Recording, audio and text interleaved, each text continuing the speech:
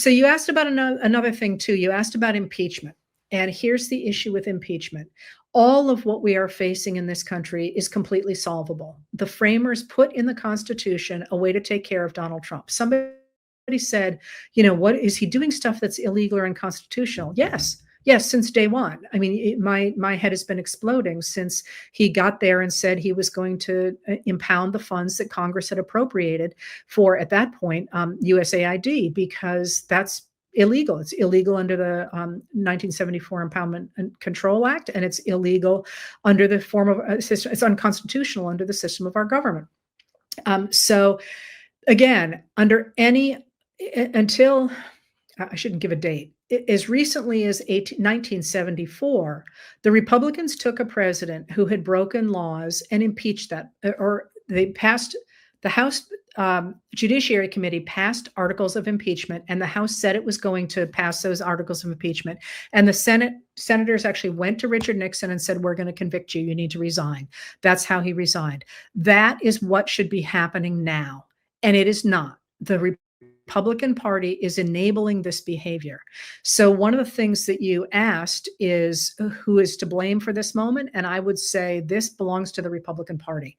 And again, I wrote the history of the Republican Party. It was a grand party at one point. It was literally called the Grand Old Party. That's where we get GOP, the Grand Old Party. It is no longer. Now it is MAGA, and it's essentially a cult. It is MAGA, and those people are responsible for keeping Trump in office. And you asked, are they threatened? Yeah, I think probably some of them are. I think some of them are true believers. I think some of them are hoping he'll go away. And that's really important to remember, because what the Supreme Court is doing and what the Republicans are enabling is the creation of an extraordinarily strong president.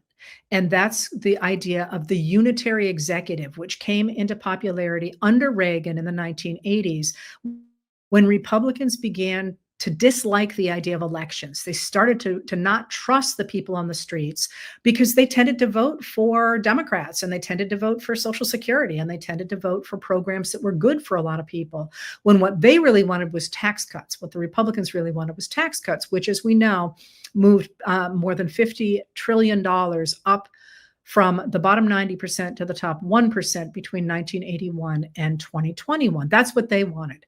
So they started to back away from the idea of our constitutional system, which lets voters put in office a government to which they give their consent to live under. And in the 1980s, the Republicans began to argue for the concept of the unitary executive. And what that means is that because there are three distinct branches of government, they argue that no branches can check the president. He has control over the executive branch. And that means Congress can't oversee him and the courts can't oversee him. And that, by the way, even from George Washington on, presidents have always accepted congressional oversight because of the way our system was designed. They are supposed to do that. But the unitary executive theory says that the president doesn't have to answer to Congress or to the courts. And you saw this just last week when the Supreme Court said that Trump has the right, which is new, really new, to fire, I think, again, the precedent, I think it was 1935 off the top of my head, it's called Humphrey's Executor, has the right to fire the heads of independent agencies that have been created by Congress that he doesn't like, because those agencies are created in the executive branch. And so he can just get rid of those people. And the Supreme Court said he could do that. Now, it certainly seems as if the Supreme Court and the Republicans are taking a look at Trump and recognizing that he is seriously deteriorating right in front of our eyes, and just expecting that he's going to move off stage and they will get their fantasy unitary executive.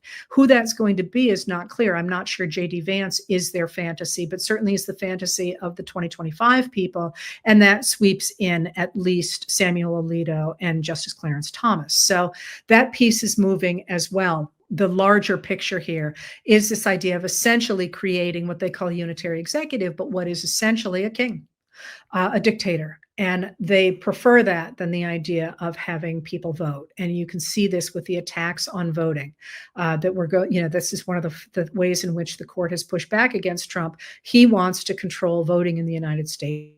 And the courts say, no, you can't do that. So, by the way, does our Constitution.